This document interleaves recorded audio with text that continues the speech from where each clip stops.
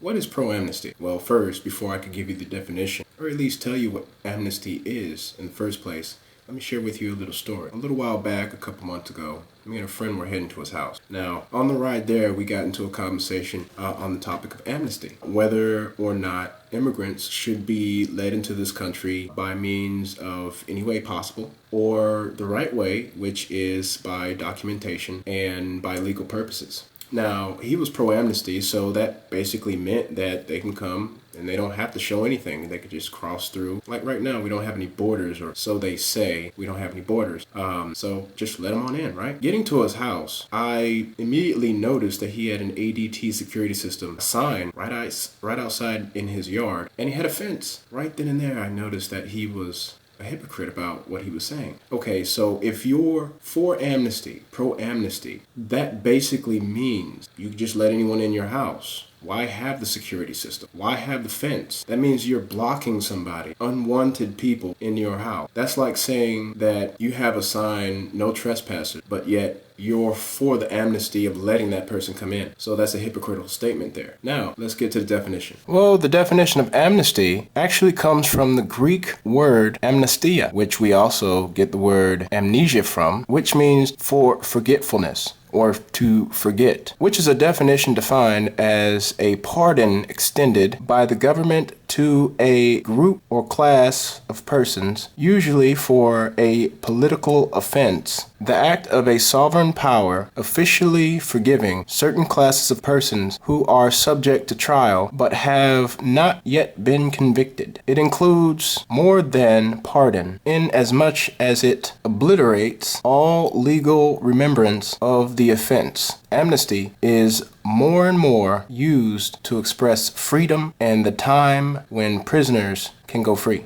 So seeing how the word amnesty basically means that the government has the power to pardon any individual or set class of people for past crimes, whether they were murderers, thieves, rapists, anything, that means a person for pro-amnesty basically would have to go along with that same mentality, that you would let a person into your home that is either a thief, a murderer, a rapist. It doesn't matter, because you saying that you're for pro-amnesty basically says that you're willing to let anyone in your home, not based on any prerequisite. Now, we could talk about that all day. I mean, I've even had people in the parking lot, as I would probably walk past their car, they would lock their door. That's a prerequisite, because to them, they think I'm going to break into their car, which is not true, but they have the right to do that. Basically, like every human being has the right to protect themselves. This also brings up another set phrase that I hear a lot in movies, from doing all my research in the real life: diplomatic immunity. That's basically giving amnesty, or the government giving amnesty, to a person or persons who basically committed a crime because they live in another country. They don't want to start a war with that country, so they place that person under diplomatic immunity. So nothing will happen to that person, get arrested or anything. Now, that brings up another topic, which is called immigration amnesty.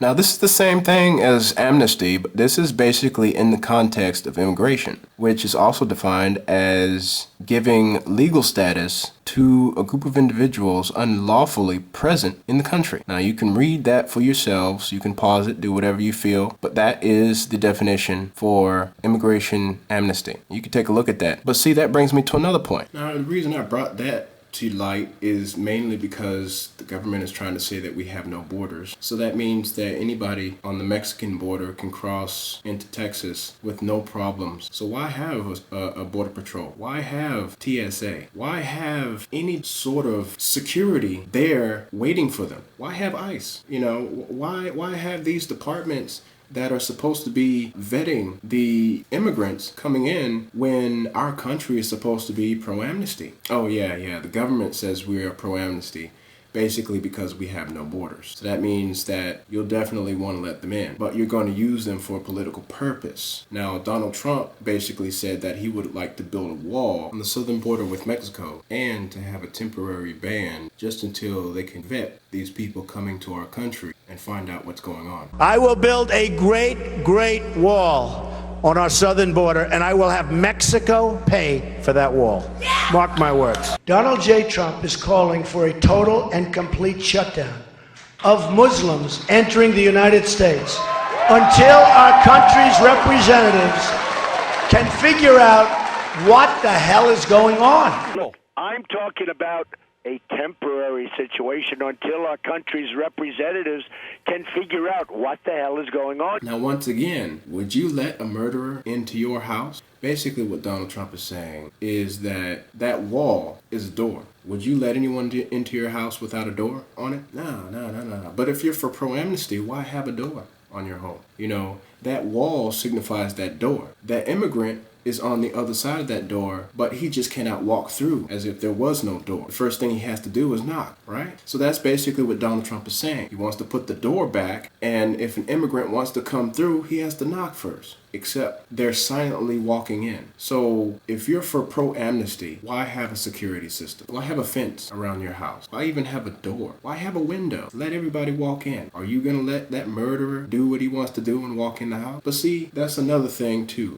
Even in the Bible, we're told the fact that these immigrants would be going into other countries and attacking people that basically wouldn't have any protection. In Ezekiel chapter 38, verse 11, I'll just read this one verse for you, and you should get it from this. It says, "You will say, I will invade the land of unprotected settlements. I will come against those living in security without disturbance, all of them living in settlements unprotected by walls, bars, or gates." Doesn't that sound familiar, folks? This was basically God giving a prophecy toward the fact that his people would be attacked and how vulnerable the country would be. But you can catch the entire thing if you read Ezekiel chapter 38, verse 10 through 12, and then again at 14 through 16 to get what he was saying.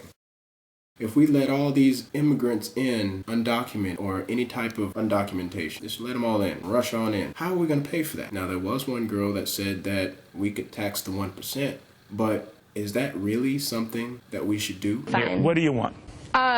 Well, so the movement, the Million Student March, is a movement for a more equitable and fair system of education, as opposed to the really corporate model that we have right now.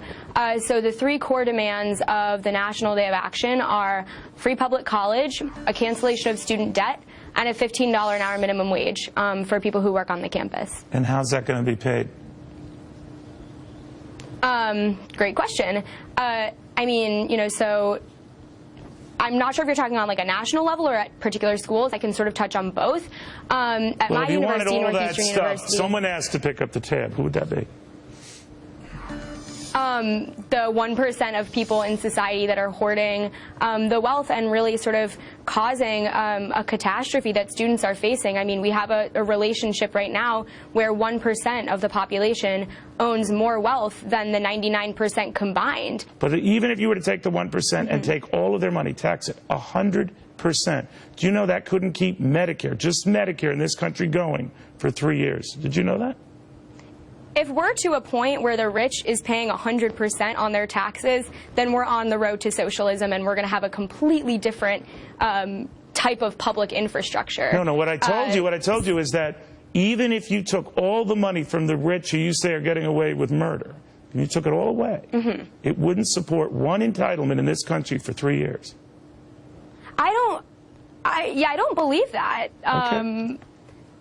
Yeah, I'm sorry, I just don't. That sounds completely ludicrous to me. Do you know that how much it will cost to mandate a $15 minimum wage across the country, to have everyone's student loan debt paid off, to pay for public college for everyone? How much? Do you have a rough idea on the cost of just the educational part, on the student loan part and the public college yeah, part? absolutely. $1.3 trillion in student debt. That's just a beginning. And then billions and billions in dollars. Do you know how much you get fully taxing the 1%? 100%. I don't know. Is it close to the number, the It's about $16 trillion that we spent to bail out the banks hear what I'm saying, because I just want this to be a math reminder. $1 trillion, which would barely keep Medicare going for 3 years. That's one area. Even if we repositioned it to go into this area that you want, we don't have enough to do it. So you're going to have to find other means of getting money, right? Yeah, I mean, I think that that's a starting point. I mean, I think that all of these things require really comprehensive programs. No doubt, no doubt. Without guess what I'm asking you? You're passionate about this, and I admire that passion and your involvement in this, but I think you have to step back and look at the numbers that could be involved here, because they're going to be huge. Right. And a lot of those, a college behind you and institutions behind you, knowing that student debt is taken care of, it's forgiven and done, do you think any of those guys, any of those administrators, any of those schools aren't going to leap at the opportunity to gouge even more, to raise tuitions even more, to raise room and board even more? Well, I mean, ideally, if we have a big enough mass movement of people in the streets, we can actually prevent things like that from happening. I mean, that's one of the purposes. All right. We'll see. We just lost her. I apologize for that, but history suggests that doesn't always happen. Dagan, Connell, what do you think? I think the math doesn't add up, and I think that as a broad message, it's like more for nothing. Now, I mean, of course, this is a person who believes that she's entitled to free tuition, and she wants her money to be raised to $15 an hour. Who's going to pay for that? I certainly don't want to pay for somebody else going to college, but I do. You know, when you buy a house, your mortgage usually goes to a lot of people, not just you. You're not paying for just yourself. You're paying for a lot of things in that mortgage. So, same thing has been said. To be pro-amnesty, and this goes back to what I was saying about the guy saying that he was pro-amnesty, saying that he was for letting immigrants into this country. They don't even have to be documented. That's basically essentially saying that you would let a killer into your house. You would let a thief walk in your house, no problem. No prerequisites, just let him walk in. Whether he kills you, steals your goods, or rapes your children or your wife, that is completely acceptable because you said you're for pro-amnesty. At one point in the clip, she tells Neo Cavuto that there's no way, I don't believe that the 1% can't pay for everything, which is highly ridiculous, seeing as though the dollar has been devalued over 90%. The Federal Reserve is printing money endlessly. You have to take into those accounts when you're talking about trying to beef up the economy. Or, matter of fact, you're saying that, okay, bringing in more immigrants, the more people you bring in, you have to upsize government. You have to make government a lot bigger because now you're going to need more organizations or more alphabet groups to handle these situations like ICE. And for the most part, ICE doesn't do anything to these illegal immigrants. A lot of times they let them go. I don't even have to give you evidence of that because it's all over the place. Whether it be an incident for somebody, an illegal immigrant coming over here and you getting into an argument with one, you getting a fist fight with one, or if you get ran over, a traffic accident, something, whatever, they always get let go. There's a reason for that, because once again, they have been given amnesty for a political purpose. That's why we're talking about this in the first place. Definitely had to bring this up.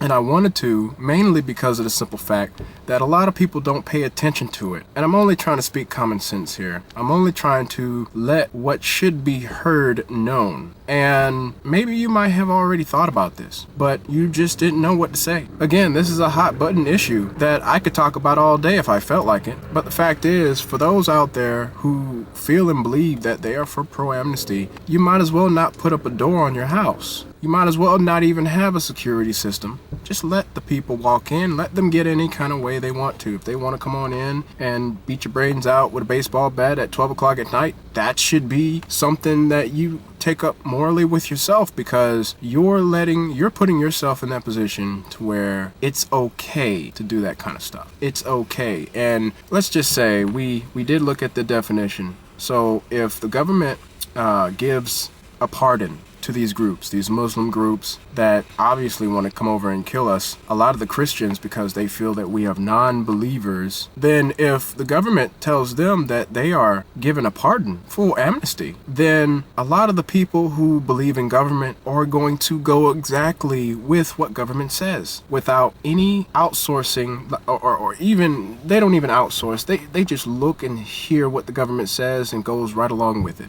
They'll look at CNN and don't look any further. Whatever CNN says, that's their God. So they'll go with that. Same thing with Fox News or anything else. Now, I will say the mainstream media will touch on some truth, but they will not tell you exactly why. but a lot of times people just get their news from one area, and a lot of the stuff that's going on isn't even reported. A lot of places around the world right now that are having issues with immigrants flooding their countries. Let's just say Germany, for instance. There are millions of people living on the streets because they're saying that it's okay for these illegal immigrants to come in and you have to give up your home to them. So there's millions of migrants living on the streets. But for what reason? Because Germany cannot handle that many people all at once without sacrificing something. And that can happen here. So definitely let me know what you guys think. If you agree with me, if you disagree with me. Obviously, if you disagree with me, prove your point. But let me know what you guys think. Leave a comment. But I just wanted to put this out there to let it be known that if you are for pro-amnesty, then that basically means that you are for illegal immigrants coming here by any means necessary. Right now, that's exactly what's happening. And that hurts immigrants who came here by legal means. They came, they stayed for however long they needed to, and they tried to become nationalized by means of a test to see if they were qualified to become a citizen of the United States. And that really puts a burden on them, because at one point, why would they have to go through all this crap to become nationalized if you're going to now give amnesty to immigrants, whether they came here for an honest purpose or whether they just came here to become political tools? You guys be the judge.